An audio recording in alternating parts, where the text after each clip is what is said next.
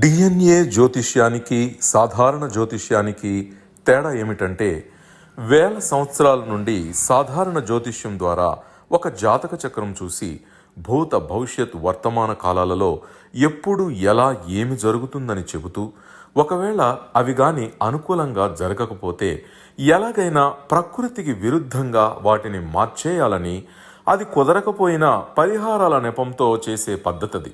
కానీ దానికి మారుగా డిఎన్ఏ జ్యోతిష్యం ద్వారా ఇవన్నీ ఎందుకు జరుగుతున్నాయని కనుగొని ఒక పని చేసే ముందే అది సరైనదా కాదా అని సరైన సమయంలో మనము తీసుకునే మంచి నిర్ణయం జీవితంలో అన్నింటిలో విజయాలు సాధించడానికి సలహాలు మార్గదర్శకాలు చెప్పే నిజమైన జ్యోతిష్య విధానం ఇది. ఏది మీకు అవసరమో మీరే నిర్ణయించుకోగలరు. ప్రపంచవ్యాప్తంగా ఉన్న డిఎన్ఏ ఆస్ట్రాలజీ ప్రియమైన ప్రేక్షక మహాశయులందరికీ నా హృదయపూర్వక నమస్కారములు. నేను తిరుపతి పట్టణంలోని రేణిగుంట నుండి మీ గుణబ్రహ్మ సరస్వతి. ఈ వీడియో ద్వారా 12 రాసులు లేదా లగ్నాలలో పుట్టినటువంటి వారికి ఎంటైర్ లైఫ్ స్టైల్ ఏ విధంగా ఉంటుంది, దాంతోపాటు వారి యొక్క కుటుంబ పరంపరలో ఉన్నటువంటి బాంధవ్యాలు ఏ ఏ కర్మ రిజిస్ట్రీతో కనెక్ట్ అవుతారు, అదేవిధంగా వారికి వివాహం అయిన తర్వాత వారికి పుట్టే ప్రథమ సంతానం కావచ్చు లేదా ద్వితీయ సంతానం కావచ్చు, వారి యొక్క వంశములో ఏ విధమైనటువంటి కర్మ రిజిస్ట్రీతో ఎంటర్ అవుతారు, ఒకవేళ వారికి వివాహము జరగకుండా ఉంటే వారికి వచ్చే భాగస్వామి యొక్క కార్మిక రిజిస్ట్రీ ఏమిటి, వారి యొక్క కుటుంబ పరంపర ఏ విధంగా ఉంటుంది, ఇలాంటి అన్ని విషయాలను కూడాను ఒక లగ్నాన్ని బేస్ చేసుకొని మనము వారికి వారి జీవితంలో ఏవి మంచి చేస్తున్నాయి, ఏవి చెడ్డ చేస్తున్నాయి, ఎవరు వారికి అనుకూలంగా ఉన్నారు, ఎవరు వారికి శత్రువులుగా ఉన్నారు, పాజిటివ్ ఏమిటి, నెగిటివ్ ఏమిటి, వారు దేనిని ఆచరించగలిగితే వారు సవ్యమైనటువంటి మార్గములో వెళ్ళి వారి యొక్క జీవిత సార్థకతను పొందగలుగుతారు అన్న అంశాల్ని మనం ఇక్కడ ఒక్కొక్క భావాన్ని లగ్నంగా కానీ లేదా రాశిగా కానీ తీసుకుని పుట్టినటువంటి ఈ 800 కోట్ల జనాభాకి సంబంధమైనటువంటి వారి యొక్క జీవిత రహస్యాలని మనం తెలుసుకోబోతున్నాం. అందులో ఒక్కొక్క రాశి లేదా లగ్నంగా మీరు భావించుకోండి. మరికొంతమంది మీరు ఏం చేస్తారంటే, ఏమండి మాది ఒక రాశి మేషరాశి అండి, కానీ లగ్నం మాత్రం సింహ లగ్నం అయిందండి, అలాంటప్పుడు మేము లగ్నాన్ని చూడాలా రాశిని చూడాలా అని అడుగుతుంటారు. అలాగే మిగిలిన రాశి ఇంకొక లగ్నం అలా కూడా తీసుకొని మీరు పుట్టుంటారు. అలాంటప్పుడు మేమేం చెప్తామంటే డిఎన్ఏ ఆస్ట్రాలజర్గా లగ్నానికి ఎక్కువగా ప్రాధాన్యతనివ్వడం అనేది జరుగుతుంది. ఎందుకంటే లగ్నమే ఒకరి గుర్తింపుని తెలియజేసే భావంగా మనం పరిగణిస్తాం. అక్కడి నుంచే వారి యొక్క తల్లి కావచ్చు, తండ్రి కావచ్చు, వారి యొక్క భాగస్వామి కావచ్చు, వారికి వివాహమైన తర్వాత ఏర్పడే కుటుంబం కావచ్చు, లేదా కుటుంబంలోకి వచ్చే కొత్త జనరేషన్ అయినటువంటి మొదటి సంతానం కావచ్చు, రెండవ సంతానం కావచ్చు, మనవడు కావచ్చు, మనవరాలు కావచ్చు, అల్లుడు కావచ్చు, కోడలు కావచ్చు, అలాగే వీరి యొక్క పర్సనల్గా ఉన్నటువంటి థిక్ ఫ్రెండ్ కావచ్చు, అలాగే వాళ్ళ యొక్క కుటుంబంలో ఉన్నటువంటి తాత కావచ్చు, లేదా వాళ్ళు పనిచేసే చోట ఉన్నటువంటి కొలిక్ కావచ్చు, అదేవిధంగా వారి యొక్క హాయ్ బాయ్ ఫ్రెండ్స్ కావచ్చు, లేదా ఇతర దేశాలకు వెళ్ళినప్పుడు అక్కడ పరిచయాలు కావచ్చు, వీటన్నిటిని కూడాను లగ్నాన్ని బేస్ చేసుకుని మాత్రమే మనము పరిగణలోకి తీసుకుంటాం. కాబట్టి మోస్ట్లీ ఎవరి లగ్నము ఏమిటనేది తెలుసుకొని దాని ప్రకారంగా మీరు వినడానికి దాని ప్రకారంగా మీరు జస్ట్ పాటించడానికి ప్రయత్నం చేయండి. రాశికి మనం 10% మాత్రమే దానికి వాల్యూ ఇస్తాము, కానీ లగ్నానికి మాత్రము 100% ప్రాధాన్యత ఇవ్వడం అనేది జరుగుతుంది.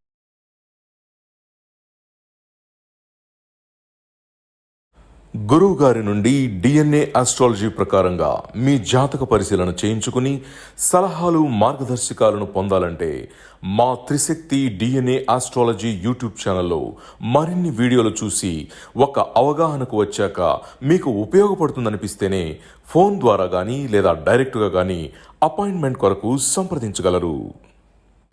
మేష లగ్నానికి చెందినటువంటి వారికి డిఎన్ఏ ఆస్ట్రాలజీ ప్రకారంగా కర్మ రిజిస్ట్రీ రహస్యాలు ఏమిటి అన్న అంశాలని మనము చూస్తున్నాము.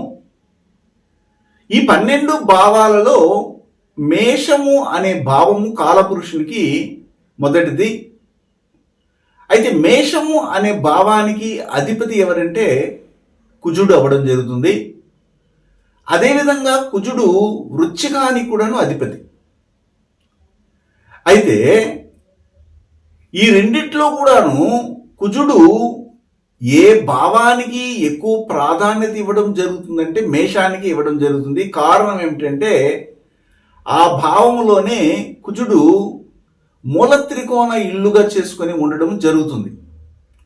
అయితే మూల త్రికోణ ఇల్లుగా ఉన్నటువంటి మేషము కుజునికి సొంతమైనట్టుగా ఇల్లే అయింది కాబట్టి కుజుడు పుట్టినటువంటి నక్షత్రం అనేది ఉత్తరాషాఢ నక్షత్రం కాబట్టి ఈ మేషము అనే భావానికి గురు కర్మ రిజిస్ట్రీ ఉంటుంది.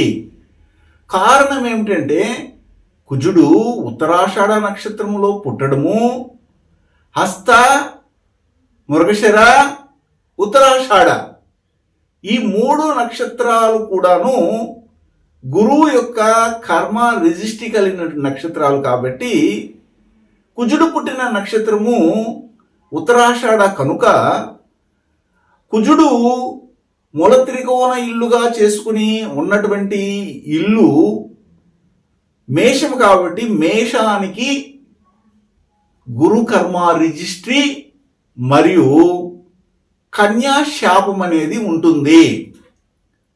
ఎందుకంటే కన్యా శాపాన్ని తెలియజేసే నక్షత్రాలు 3 నక్షత్రాలు ఉంటాయి. అవి ఏమిటంటే కృత్తిక, ఉత్తర మరియు ఉత్తరాషాఢ నక్షత్రాలు. ఈ 3 నక్షత్రాలు కన్యా శాపాన్ని కలిగినటువంటి నక్షత్రాలు. ఒక కుటుంబంలో 0 నుంచి 5 సంవత్సరాల లోపు కానీ, 5 సంవత్సరాల నుండి 10 సంవత్సరాల లోపు కానీ, 10 సంవత్సరాల నుండి 15 సంవత్సరాల లోపు అంటే ఏజ్ అటెంప్ట్ చేసే సమయంలో, లేదా బిడ్డల్ని కనే సమయంలో కానీ, లేదా బిడ్డల్ని కనకుండా కన్యగా చనిపోయిన వాళ్ళు చాలా మంది ఉంటారు, పుట్టి చనిపోయిన వాళ్ళు ఉంటారు. ఇలాంటి వారు కన్యకా స్వరూపాలు. అందుకని కన్యాశాపం అనేది ఉంటుంది. కుజుడు పుట్టినటువంటి నక్షత్రం ఉత్తరాషాఢ నక్షత్రం కాబట్టి నేను చెప్పినటువంటి కృత్తిక, ఉత్తరాషాఢ నక్షత్రాలలో ఉత్తరాషాఢ నక్షత్రం కూడా ఒకటి వచ్చింది కాబట్టి కంపల్సరిగా మేషము అనే భావాన్ని లగ్నంగా చేసుకుని పుట్టినటువంటి వారి కుటుంబ పరంపరలో హస్త, మృగశిర, ఉత్తరాషాఢ నక్షత్రాలు కంపల్సరిగా ఉంటారు అని మనం నిర్ధారణ చేస్తాం. అదేంటండి మేషములో అశ్విని నక్షత్రము, భరణి నక్షత్రము, కృత్తిక 1వ పాదం కదా ఉంటుంది, మీరు వాటి గురించి చెప్పలేదే. మేషము అనే భావములో ఎవరు పుట్టినా వారికి గురుకర్మ రిజిస్ట్రీ ఉంటుందని, వారి యొక్క కుటుంబ పరంపరలో హస్త, మృగశిర, ఉత్తరాషాఢ నక్షత్రాలు కనెక్ట్ అవుతాయని, దాంతోపాటు కృత్తిక, ఉత్తరాషాఢ నక్షత్రాలు కన్యాశాపాన్ని కలిగినవి కూడా కనెక్ట్ అవుతాయని చెప్తున్నారంటే దీనికి ప్రూఫ్ ఏమిటంటే ఎవరైనా ఒకరు మేష లగ్నంలో పుట్టినప్పుడు లేదా స్లైట్గా కొద్దిగా పాక్షికంగా చూసినట్లయితే అయినా కానీ కొద్దిగా టచ్ అవుతుందని చెప్పాను, 10% అని.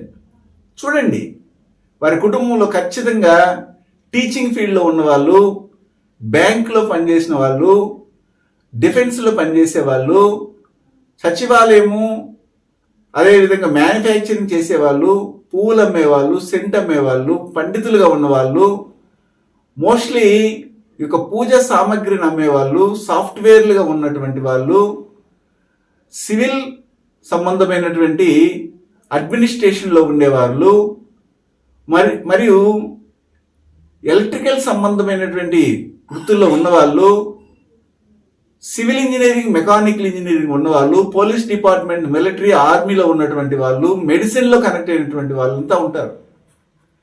అంటే ఇక్కడ ఎలాగ నేను చెప్తున్నానంటే ఇది కార్మిక రిజిస్ట్రీ, ఇది మారదు.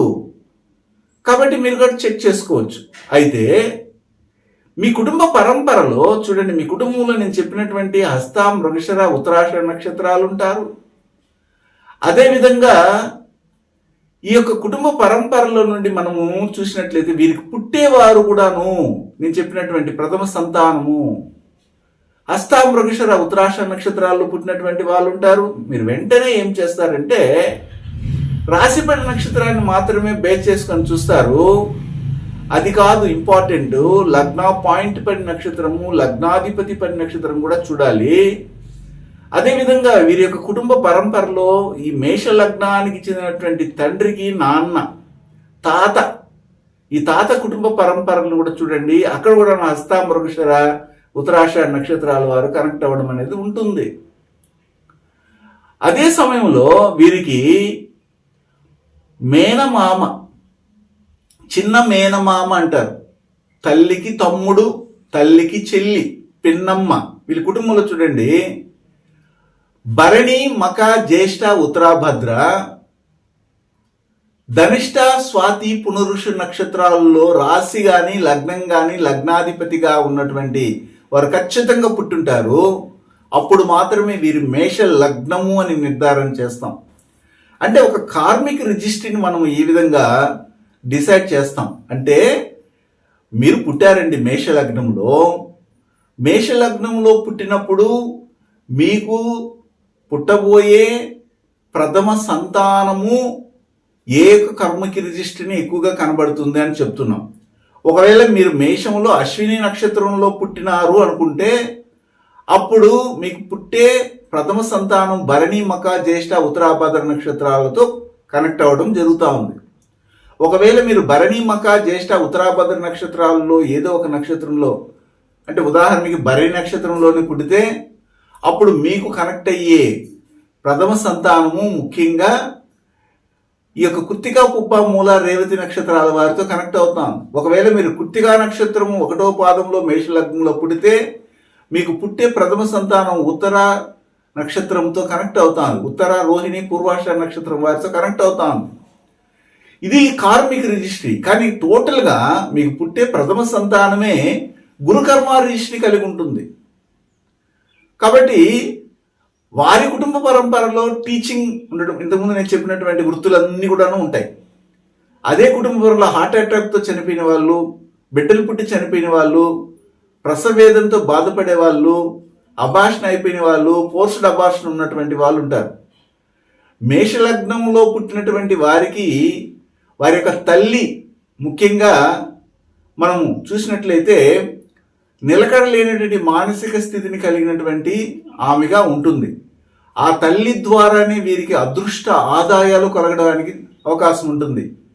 వీరు ఏదైనా ఒక స్థలం కొనాలనుకున్నా మీరుగా వెళ్ళాల్సిన అవసరం లేదు, అవే ఎత్తుక్కుంటూ వస్తాయి. ఆ సమయంలో మీరు దాన్ని కనుగొని ఓకే ఇది మనకి ఫ్యూచర్లో యూజ్ అవుతుందని తీసుకోవాలి. ఒక వాహనం అయినా అంతే, విద్య అయినా అంతే. ఆ విద్య మిమ్మల్ని ఎత్తుకుంటూ వస్తుంది. అంటే ఏమిటి? జీవితంలో స్థిరపడడానికి కావలసినటువంటి జ్ఞానము అది విద్య ద్వారా వస్తుంది. వచ్చినప్పుడు దాన్ని మీరు అదృష్టంగా భావించి స్వీకరించి దాన్ని నేర్చుకోవాలి. అయితే ఇక్కడ ఇంకొక విషయం చెప్తున్నాను, మీకు రాబోయే భాగస్వామి కంపల్సరీగా భరణి, మక, జ్యేష్ఠ, ఉత్తరాభద్ర నక్షత్రాలతో అధికంగా కనెక్ట్ అవ్వడం అనేది ఉంటుంది. వారికి కులదేవత శాపం అనేది ఉంటుంది. ఎవరికి? మీకు రాబోయే భాగస్వామి.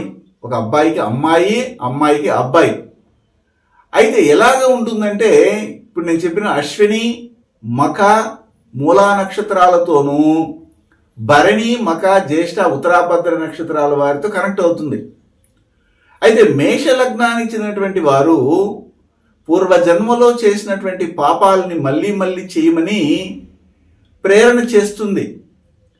ముఖ్యంగా ఎలాంటి పాపాలు చేయమంటుందంటే ఎవరికి తెలియనటువంటి రహస్యాలని చేయమంటుంది. ఎవరు కనుగొనలేనటువంటి విషయాలలో ఎవరు మనల్ని చూడటం లేదులే అనేసి అది చట్టానికి విరుద్ధంగా ఉన్నటువంటి విషయాలను కూడాను మిమ్మల్ని ఇన్వాల్వ్ చేయడం అనేది జరుగుతుంది.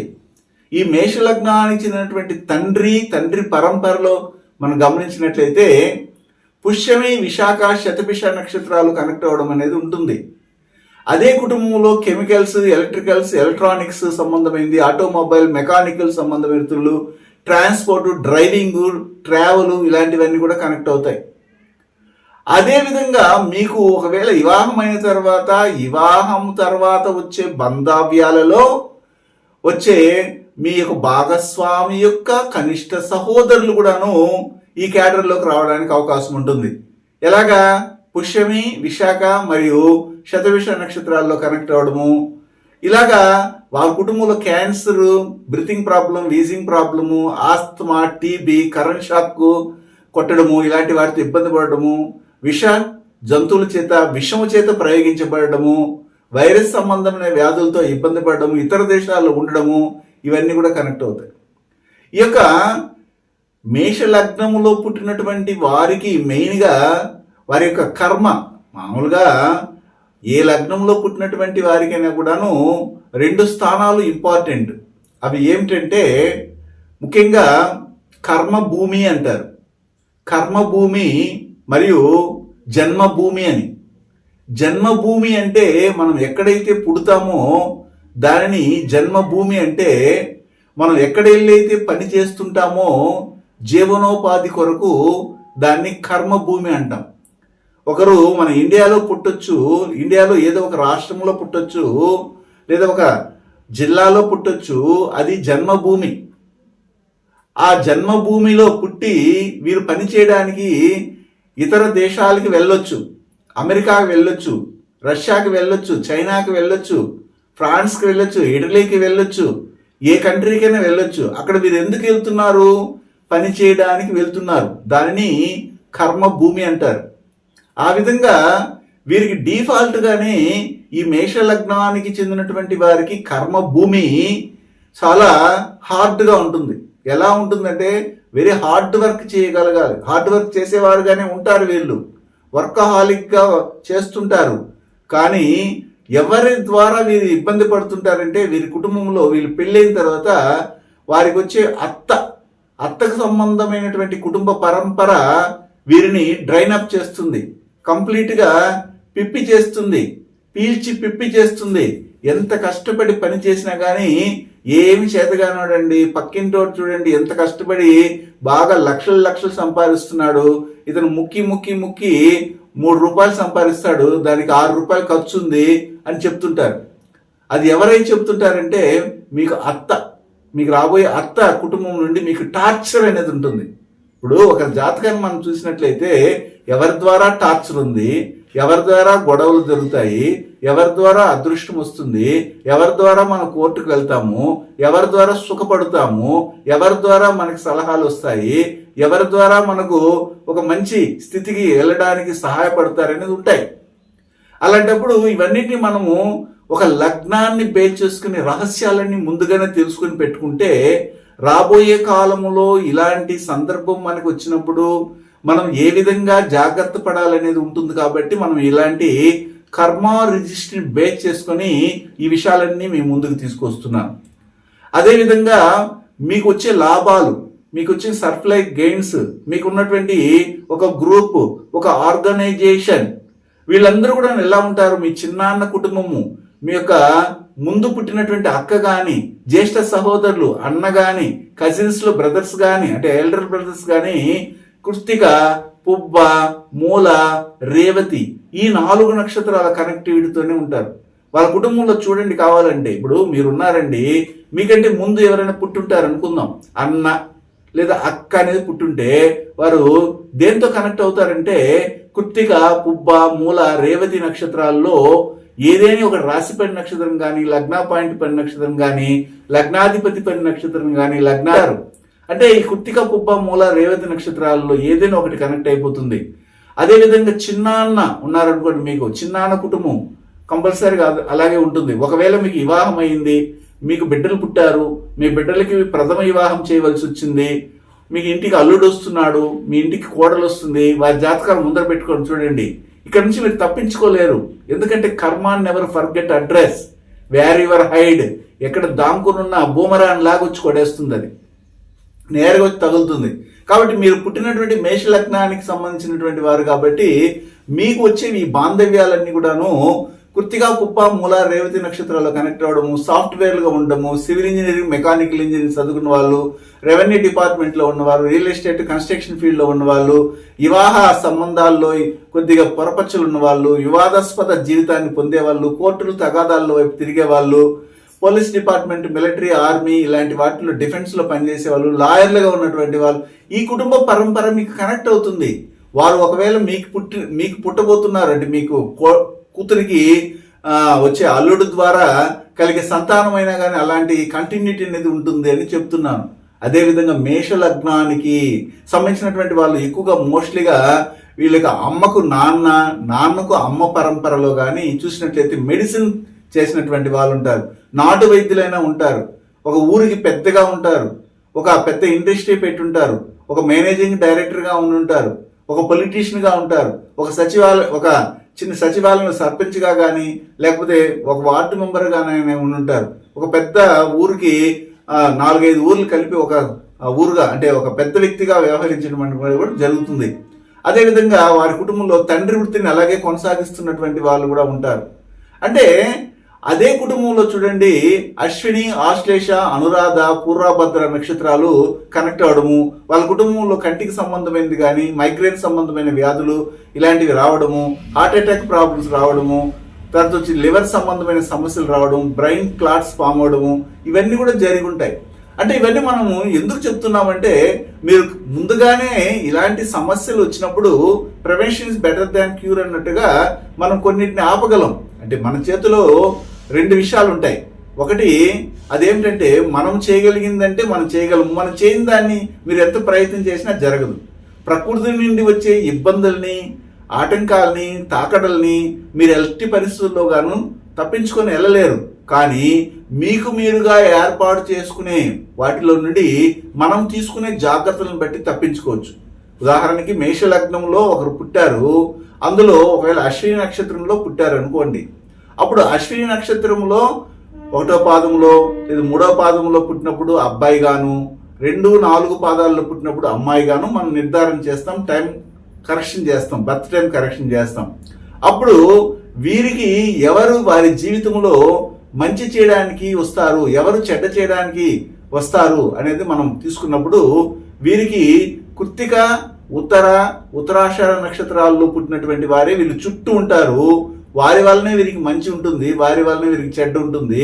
కానీ వాళ్ళు మంచి చేస్తున్నారా చెడ్డ చేస్తున్నారా అన్న విషయాన్ని మీరు ఆలోచించి డిసైడ్ చేసుకోవాలి. అదేవిధంగా మేష లగ్నంలో భరణి నక్షత్రంలో ఒకరు పుట్టారు, రాశి పడి నక్షత్రము, లగ్న పాయింట్ పడి నక్షత్రము, లగ్నాధిపతి పడి నక్షత్రముగా ఉంది. అలాంటప్పుడు వీరికి ఎవరు మంచి చేస్తారు, ఎవరు వీరి చుట్టూనే ఉంటారు, వీళ్ళ యొక్క బాంధవ్యాలు బయట నుండి వచ్చినా లేదా ఇంట్లో ఉన్నా కానీ ఎవరు ఉంటారు అనేదాన్ని మనము చెప్పినప్పుడు ఖచ్చితంగా ఎవరై ఉంటారు, హస్త, రోహిణి మరియు శ్రవణ నక్షత్రాలు వారే వీరికి మంచి చేస్తుంటారు మరియు చెడ్డ చేస్తుంటారు. కాబట్టి వారి వల్లనే వీరు గొప్ప స్థాయికి వస్తారు, వారి వల్లనే వీరు అతఃపాతాలానికి తొక్కబడతారు.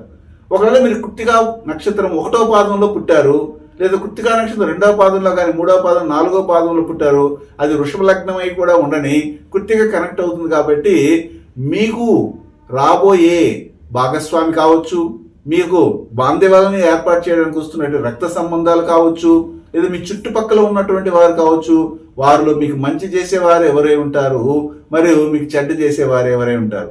మీరు వారి సహాయం వలన గొప్ప స్థాయికి ఎదిగినలుగా ఉంటారు, వారి వల్లనే మీరు గొప్ప స్థాయి నుండి కిందకి పడిపోయి ఉంటారు.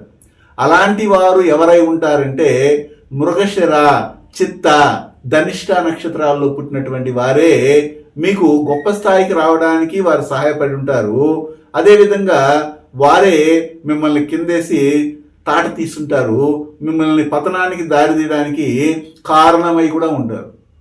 అంటే మనం ఒక మేష లగ్నాన్ని మాత్రమే బేస్ చేసుకుని మీకు థిక్ ఫ్రెండ్గా ఎలాంటి వాళ్ళు వస్తారు, అలాగే మిమ్మల్ని రక్షించే వాళ్ళు ఎవరు, మీకు బాయ్ ఫ్రెండ్స్ ఎవరు, మీ యొక్క భాగస్వామి ఎవరు, మీ తల్లి ఎవరు, మీ తండ్రి ఎలాంటి పరంపర నుండి వస్తారు, వారికి ఎలాంటి జీవనం ఉంటుంది, ఇలాంటివన్నీ కూడా మనం డిసైడ్ చేయొచ్చు ఒక లగ్నాన్ని బేస్ చేసుకునే.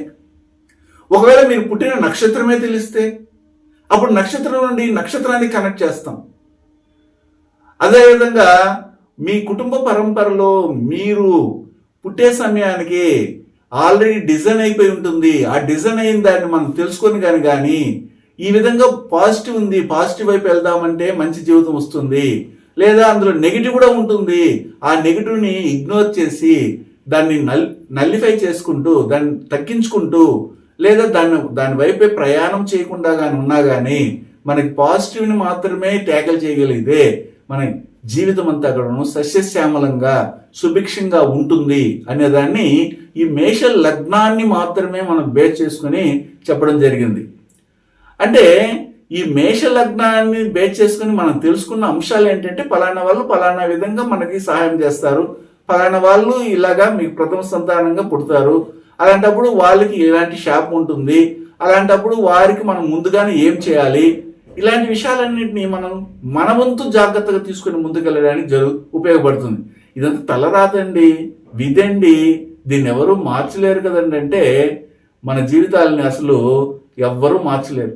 ఎందుకంటే అలాంటప్పుడు మన తలరాత పుట్టించాడు దేవుడు, మనం ఇలాగ జరుగుతున్నాయి, పోతున్నాం, వస్తున్నాం అన్నప్పుడు మనం ఎందుకు జాగ్రత్త పడాలి, మనం ఎందుకు జాతకాలు చూసుకోవాలి, రేపెప్పేం జరుగుతుంది, ఎల్లుండి ఏం జరుగుతుంది, నాకు పెళ్ళైన తర్వాత బాగుంటుందా, మా బిడ్డలు పుడతారా, ఇవన్నీ విషయాలు ఎందుకు తెలుసుకోవాలి, జరిగేది ఎట్లా జరుగుతుంది కదా, ఎందుకు తెలుసుకోవాలి, గమ్మునే ఉండొచ్చు కదా. అంటే ఈ డిఎన్ఏ ఆస్ట్రాలజీ ఏం చెప్తుందంటే మనకు ఆల్రెడీ ఒక చార్ట్ స్కాన్ రిపోర్ట్ రూపంలో వచ్చేసింది.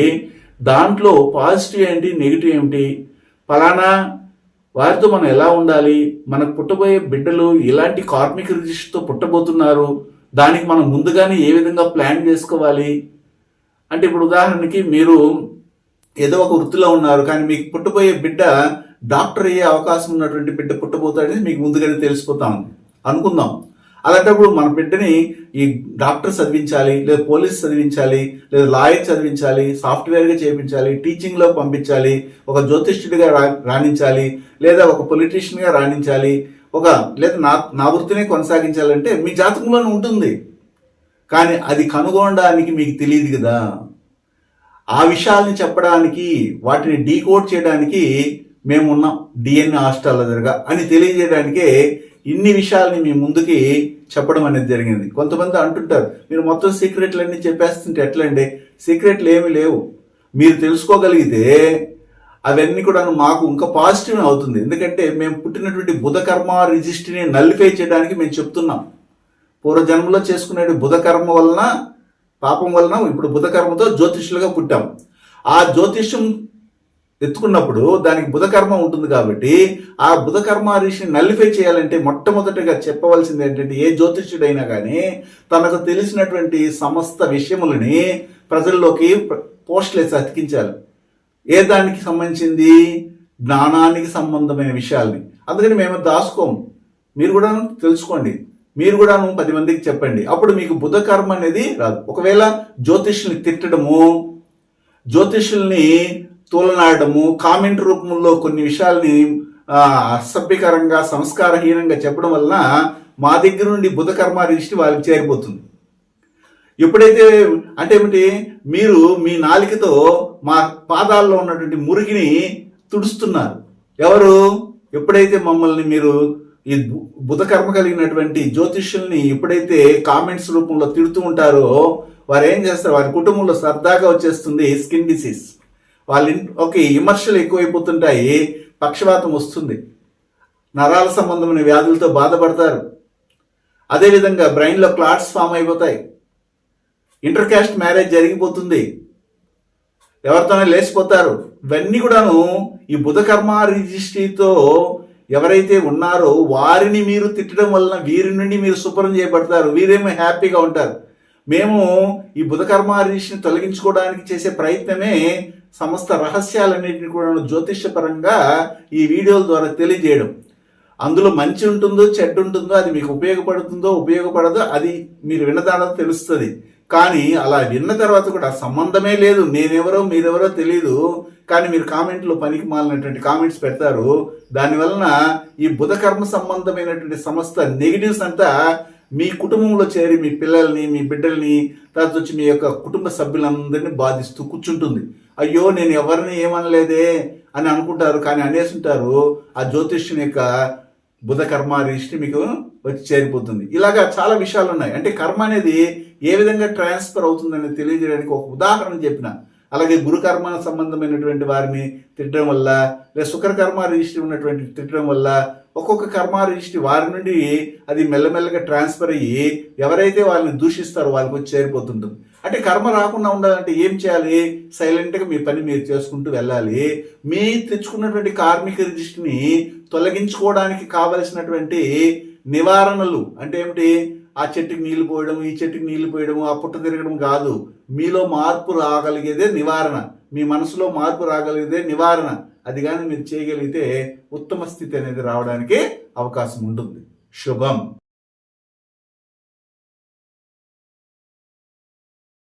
డిఎన్ఏ జ్యోతిష్యం నేర్చుకోవడానికి ఆసక్తి ఉన్న వారందరికీ గురువుగారి తరపున స్వాగతం.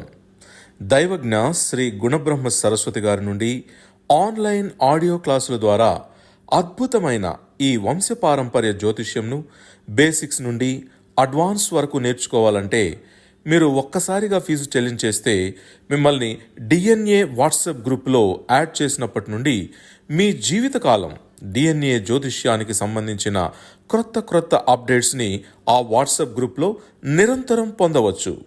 ఫీజు చెల్లించిన వెంటనే జరిగిపోయిన పాఠాలు మీ ఈమెయిల్ ఐడి ఇస్తే గూగుల్ డ్రైవ్కి మొదటే గురువుగారు పంపిస్తారు. అందులో మీకేదైనా డౌట్స్ వస్తే జూమ్ క్లాస్లో గురువుగారే స్వయంగా క్లియర్ చేస్తారు. పీడిఎఫ్ కానీ ప్రింటింగ్ మెటీరియల్ కానీ ఇవ్వబడదని గమనించగలరు.